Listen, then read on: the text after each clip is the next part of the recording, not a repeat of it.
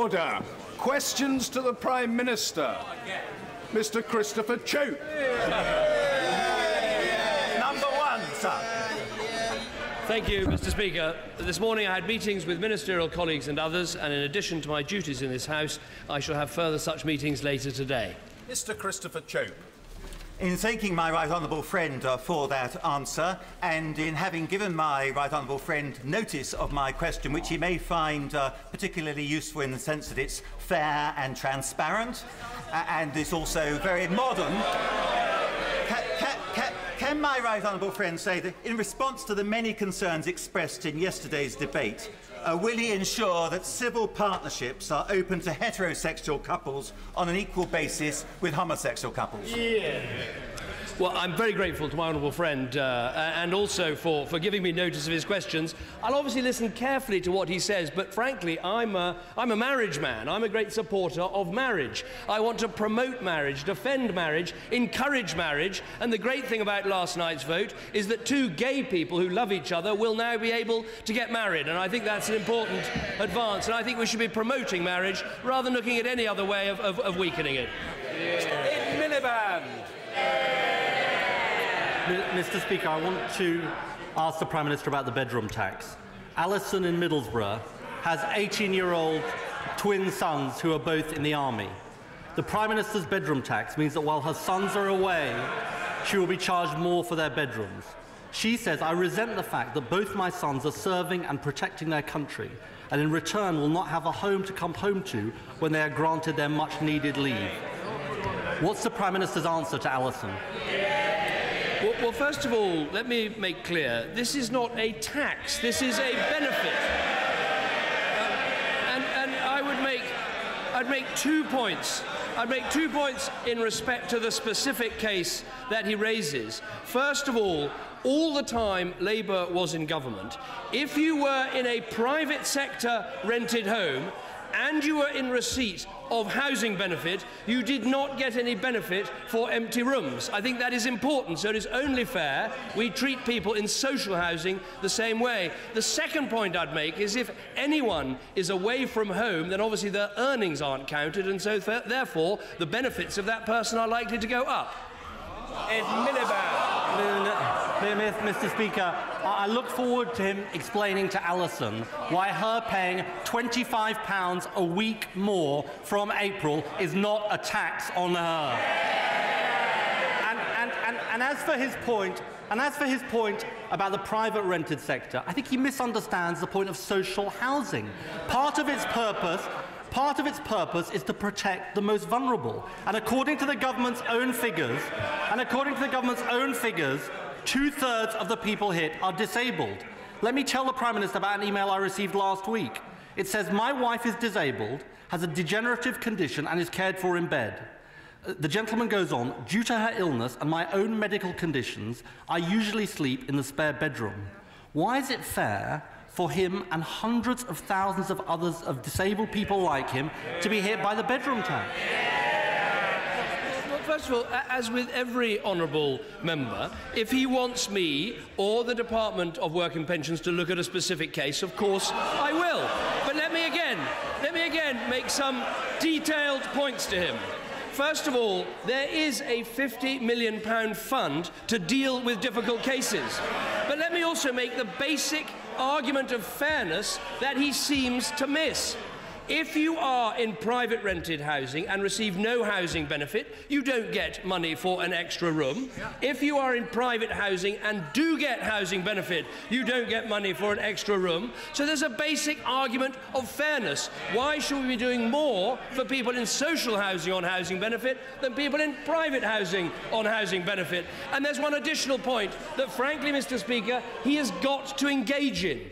The housing benefit bill is now £23 billion a year.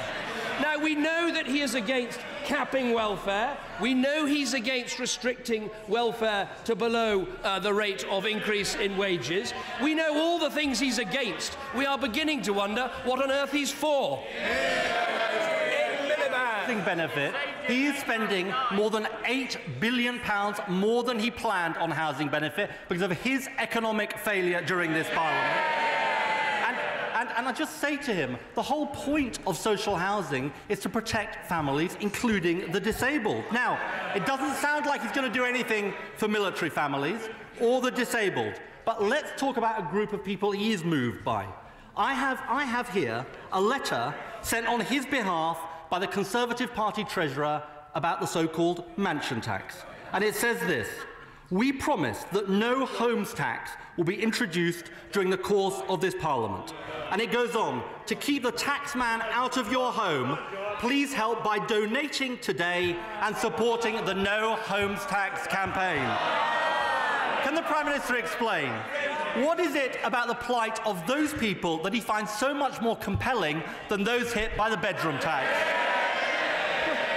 Well, if he's in favour of a mansion tax, why didn't he introduce one in the 13 years in government? If he's so passionate about social housing, why didn't he build any when he was in government? And if he thinks that we're spending too much on housing benefit, he's just said the bill's going up, why does he oppose each and every attempt we make to get the welfare bill under control? The fact is, the public can see we are on the side of people who work hard and want to do the right thing. All he can ever do is spend more money.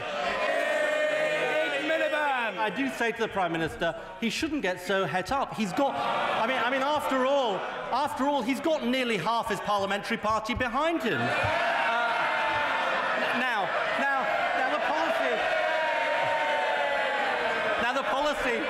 The policy, Mr. Speaker, the policy isn't just unfair, it's not going to work either. In Hull, for example, 4,700 people are going to be hit by the bedroom tax, and there are just 73 council properties for them to move to. Can the Prime Minister explain how exactly that's going to work? What this government is doing is actually building more houses and controlling welfare bills. But frankly, the question is one that he has to answer too. If he opposes the welfare cap, if he opposes restrictions on increased welfare, if he opposes reform of disability benefits, if he opposes each and every welfare change we make, how on earth is he going to get control of public spending? Miliband. Clues in the title, Prime Minister's questions. He's supposed to try and answer the question. Now, I thought what he might say, he clearly doesn't understand his own policy, but I thought what he might say is move to the private rented sector because there aren't enough council properties for people. But this is where,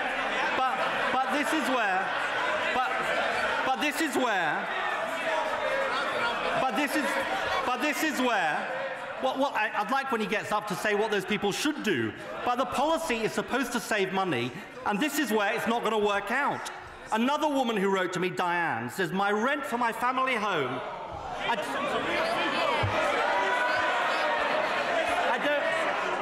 don't know why they're groaning, Mr. Speaker. There are thousands of their constituents who are going to be hit by this policy. Another woman who wrote to me, Diane, says that, and I quote, "My rent for my family home is at present £65.68, whereas a one-bedroom in the private sector would cost over £100. Mr. Speaker, how can it possibly make sense to force people into a situation where they cost the state more, not less, by moving to the private rented sector? What this government is doing is building more homes. If he supports that, perhaps he'll tell us, will he now support our changes to the planning system? If he now supports that, will he support the new homes bonus? Will he support the things that will get more homes built and get more people into jobs? Because, of course, we have 1 million extra people working in the private sector. That is what he's got to engage in. He's got absolutely no suggestions for how to get on top of welfare, get our deficit down, get our economy moving, or frankly, do anything else. So today we discover he hasn't even got a clue about his own policy that he's introducing in April. And his answers today remind us what his party and the country are saying about him. The only people he listens to are a small group of rich and powerful people at the top. That's why he's come up with a policy that is unworkable and unfair. He's a Prime Minister who's weak, incompetent and totally out of touch. Prime Minister. Totally pathetic, pre-scripted rubbish that we get used to every Wednesday. Anyway, on the issue of who listens to whom, I have a very clear idea of who he listens to. because we heard it in the LSE lecture by Len McCluskey. And Len McCluskey said this. He said, I met Ed Miliband, and he asked me this question. This is the question he asked Len McCluskey. Len, if you had 3 wishes, 3 things you'd like us to do if we got back into power, what would you like them to be? And Len McCluskey's answer, trade union freedom, trade union freedom, trade union freedom. That is who he wants to be the fairy godmother to. Mr. James Arbuthnot. At the time of the Strategic Defence and Security Review, 2.5 years ago, my right honourable friend said, my own strong view is that this structure will require year-on-year real terms growth in the defence budget in the years beyond 2015. Does that remain his view, and has he heard any similar view expressed by the Leader of the Opposition? It does remain my view, but I'm afraid to say, as far as I can see, I'm the only party leader who believes that in the years beyond this Parliament we should be increasing defence spending in the way that he says. But the good news is, for all those who care about this issue, that it is actually agreed government policy that the defence equipment programme does need real terms increases up to after 2015. And that's very important for us to be able to plan the exceptional equipment programme that we have that is going to give us some of the best equipped armed forces anywhere in the world. Frank Davis. Mr. Speaker, the budget for office responsibility, the Office for Budget Responsibility, rather, tells us that the bankers will pay £500 million less for the bankers' tax than the Prime Minister promised last year, yet in April he will inflict a £500 million cut in the poorest through the second empty bedroom tax. How can he justify taking from the poor and giving to the rich?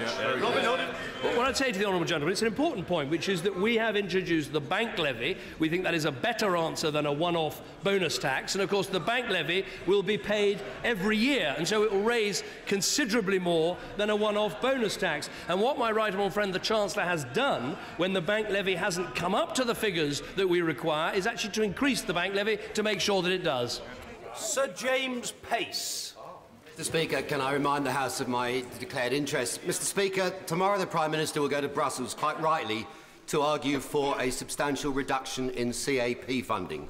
Will he ensure that any reduction, though, does apply to farmers right across Europe and not just in the UK? And will he also make sure that he doesn't fall into the trap fallen into by his predecessor in 2005, last time round, who, when pressing for cuts, ended up with the cut to the one part of the CAP that everybody thinks is worthwhile, which is cuts to the Rural Development Programme and the environment.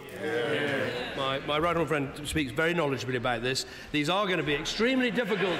These are going to be extremely difficult negotiations, and obviously our aim, as I've said, is for the significant cut that I've spoken about. But I think the point he makes about agriculture is important, particularly about the flexibility that we require to make sure things like the Rural Development Programme can continue to succeed. Julie Hilling. Thank you, Mr. Speaker. We know the Prime Minister has met lots of millionaires, but has he ever met anyone who will lose their home because of his bedroom tax? I hold constituency surgeries and I listen to all of the sorts of cases that the Leader of the Opposition has brought out today. I have RAF Prize Norton in my constituency, so I have many forces family living in my constituency. But what they say to me is they want a government that's on the side of people who work hard and do the right thing. And they support the fact that we're capping welfare, we're getting on top of immigration, we're clearing up the mess left by her party. Jane Ellison. Thank you, Mr. Speaker. Today is the United Nations International Day of Zero Tolerance to Female Genital Mutilation. Does the Prime Minister agree with me that Britain should be doing all it can to combat this dreadful abuse of the human rights of women and girls overseas and here in the UK? I completely agree with the Honourable Lady, and she's right to raise this. The government has made some progress on this, chairing a forum looking right across the piece, including what we do overseas in terms of our aid programme and trying to prevent the horrific female genital mutilation, but also to make sure here that the Crown Prosecution Service and others are aware of the law and do everything they can to make sure it's properly prosecuted. Mr. Michael McCann. Thank you, Mr. Speaker. Can the Prime Minister confirm that ATOS have declared that Richard III is fit for work?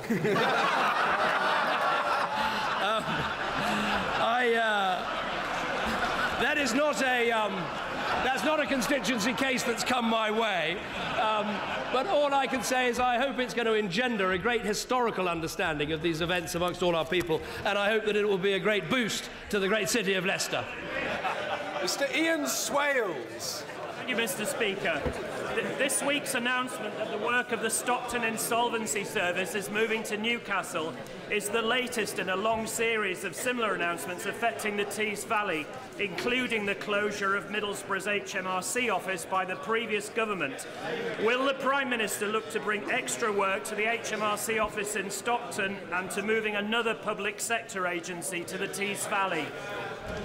Well, I will look very carefully at what my honourable friend says. What I would say is, of course, we want to make sure that public sector jobs are fairly distributed around the country, but we have to be frank, the real need for our economy is a rebalancing with a growth in the private sector to make up for the fact that public sector jobs have declined. And actually, if you look over the last 2.5 years, the million extra private sector jobs has more than offset the decline in public sector unemployment, and that's why we can see unemployment falling around the country.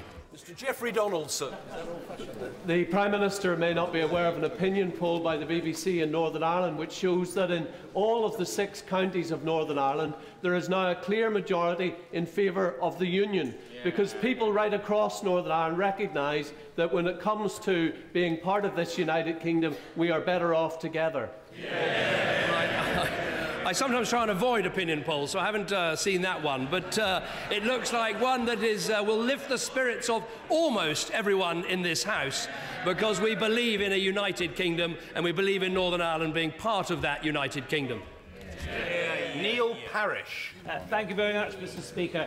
Can the Prime Minister reassure this House that he still believes in increasing spending on the NHS, making sure that those funds go to the frontline doctors and nurses at the front line of our service? Well, I can certainly give my honourable friend that assurance. That is why we committed to increase NHS spending during this Parliament for each year in this Parliament, and we're on course to do that. But crucially, we do want to make sure the money goes to the front line, and that is why the number of managers and administrators in our NHS is right down and the number of clinical staff is right up. Tom Blenkinsop. Thank you, Mr. Speaker. Was it the double-dip recession, the slowdown in deficit reduction, or the projected 60% increase in national debt over the next 5 years that led the Prime Minister to state that he had full confidence in his Chancellor? Well, why I have confidence in the Chancellor is the deficit is down 25%, there are 1 million extra private sector jobs, and we're cleaning up the mess made by the party opposite. Charlie Elphick. Thank you, Mr. Speaker. In Dover, plans are moving forward for the building of a new hospital after a decade in which local hospital services were decimated. Can I too say that we need to increase investment in the NHS and ensure a real focus on the front line? I think on this day particularly, when we're about to discuss what happened at the Staffordshire Hospital, I think it is a day to talk about the importance of care in our health service, the importance of the front line in our health service, and the importance above all of really looking at quality and listening to patients. Look, under this government, of course, resources have been constrained for all the reasons we discuss across these dispatch boxes week in, week out, but we did make a conscious choice to put more money into the NHS and to get that to the front line. That is why there are 5,900 more doctors and there are 19,000 fewer non-clinical staff. The money's going into the front line, but the focus needs to be on the quality and the patient. Jim Shannon. Thank you, Mr. Speaker. Can I ask the Prime Minister if he shares this party's concern about suicide levels in our society? And in light of the debate and later in this House, will he assure me and this party of the government's support to raise awareness of the issues and work with devolved administrations across to tackle this scourge across all of the United Kingdom of Great Britain and Northern Ireland? Well, first of all, can I commend the honourable gentleman and the Democratic Unionists for bringing this motion forward and for bringing this issue forward. the whole issue of suicide is one that we often don't talk enough about, address enough about in our society, in our country, and I think it's absolutely right to do so. It's a shocking statistic that in Northern Ireland, almost 6 times the number of people killed in road traffic accidents are lost to suicide. So raising awareness of this and making sure there's a proper cross-government strategy to help people deal with this is vitally important, and they're right to raise it. John Leach. Thank you, Mr. Speaker. As a result of the financial mess the Labour government left the country in,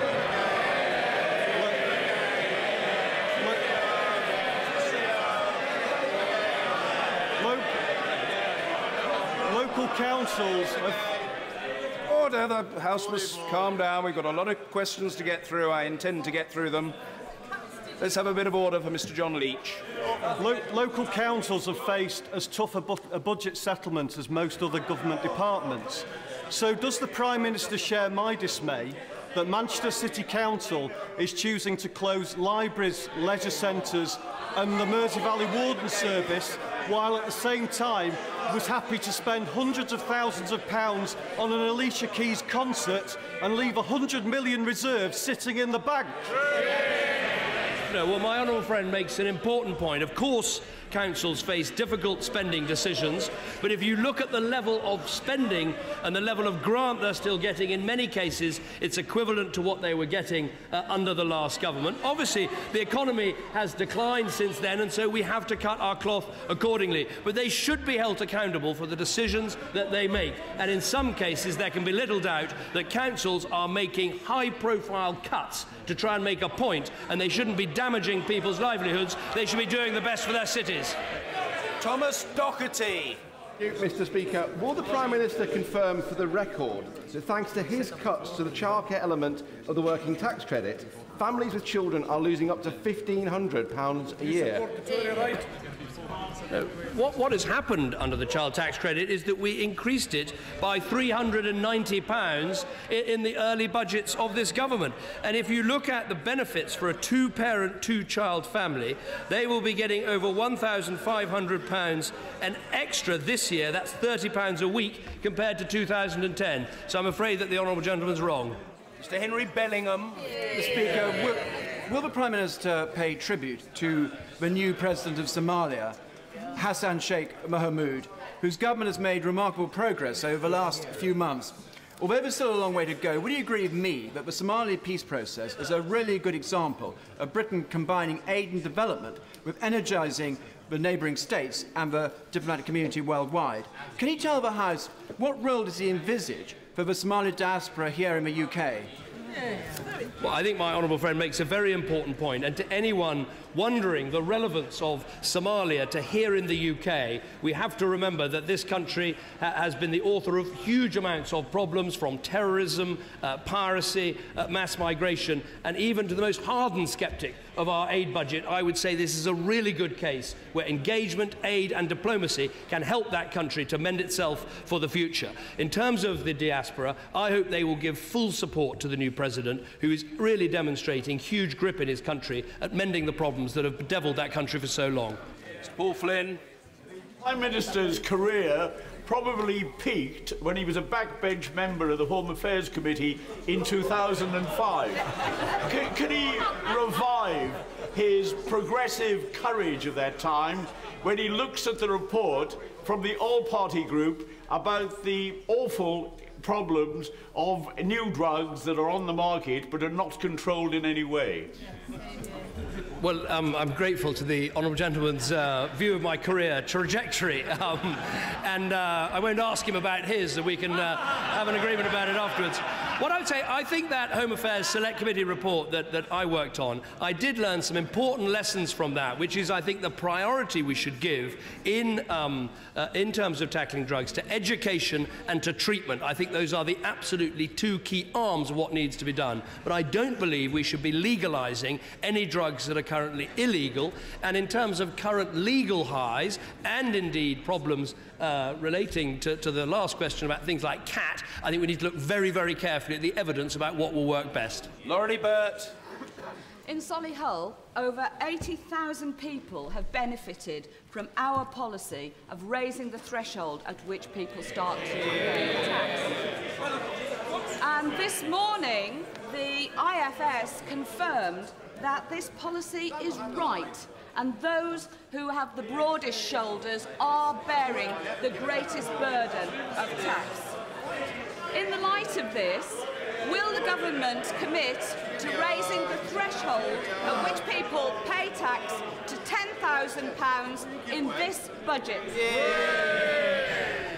Can I thank the Honourable Lady for what she said? She's absolutely right, which is raising the threshold before which people start to pay tax, I think has been absolutely right. What it's meant is someone on minimum wage, working full-time, their tax bill has actually been cut by 1/2, and I think that is a huge change to help people who work hard, who want to do the right thing, and it's this government that is rewarding them. She mentions the Institute for Fiscal Studies Green Budget out this morning. I haven't had that much time to study it, but one thing did stand out, which is on the issue of fairness. It says this: the whole set of tax and benefit changes introduced between the start of 2010 and 2015-16 hit the richest households hardest. This government is fair, but it is helping the hardest working.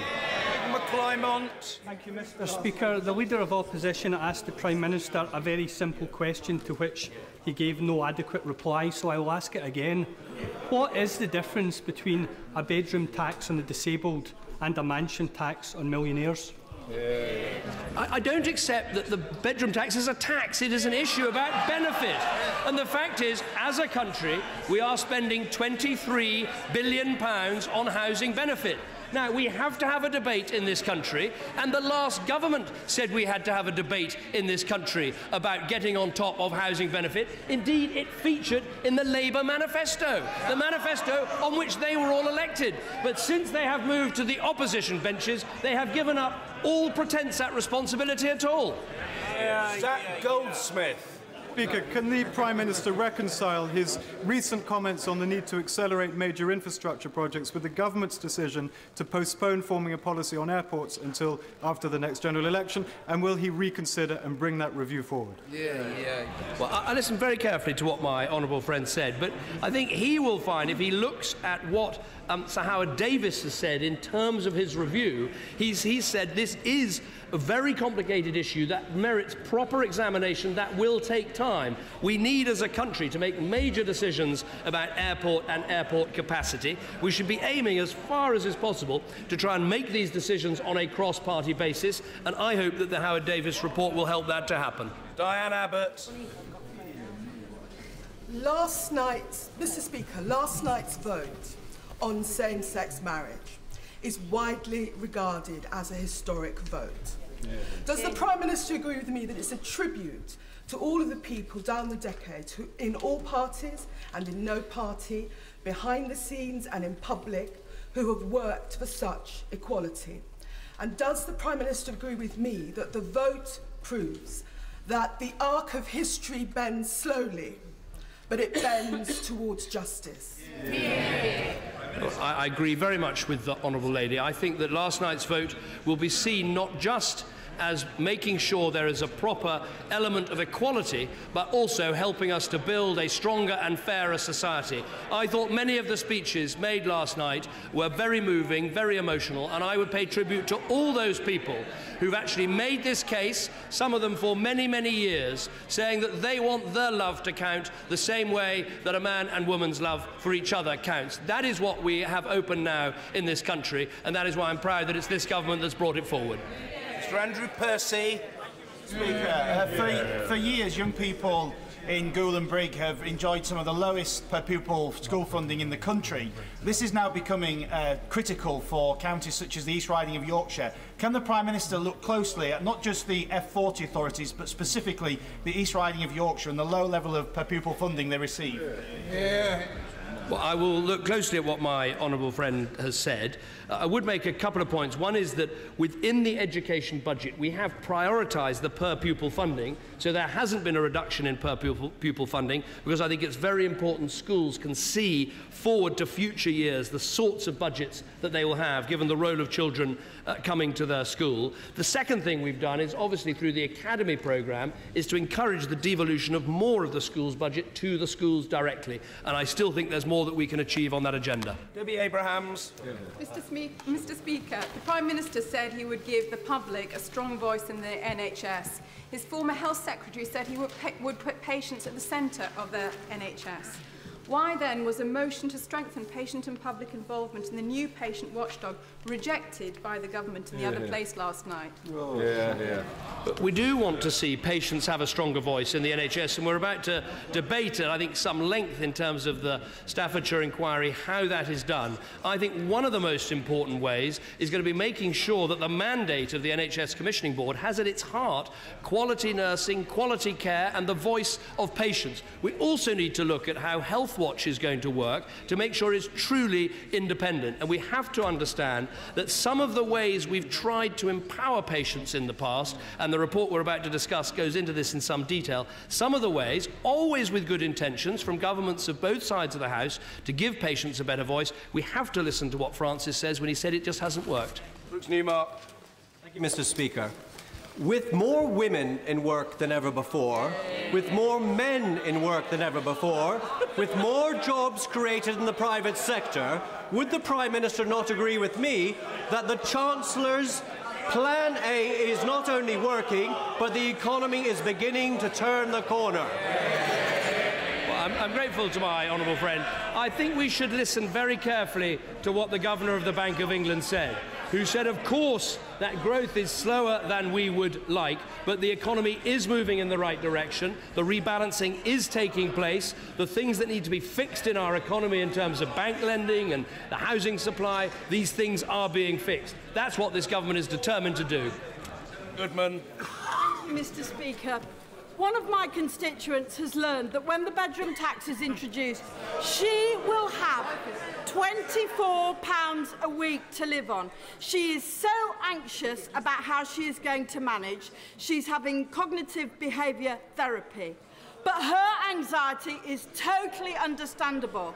Does the Prime Minister agree with me that those who should be receiving the cognitive behaviour therapies are the ones, namely his ministers, who think she could live on £24? Well, as I say to the honourable lady, I think the party opposite does have to address the fact that for 13 years in government, they were perfectly content to have a housing benefit system for people who lived in private sector housing where there was no extra benefit for empty rooms. And I cannot understand why they can't see it's unfair to have one rule for people who have the benefit of social housing with the lower rents and another rule for people in private sector accommodation. Week after week, Labour MPs and the Labour leader comes here opposing this benefit change, that benefit change, and everything we do to deal with the mess that they left, to fill in the deficit that they left us. And until they can learn that they have to take some of the responsibility for the mess they left, no one will ever listen to them.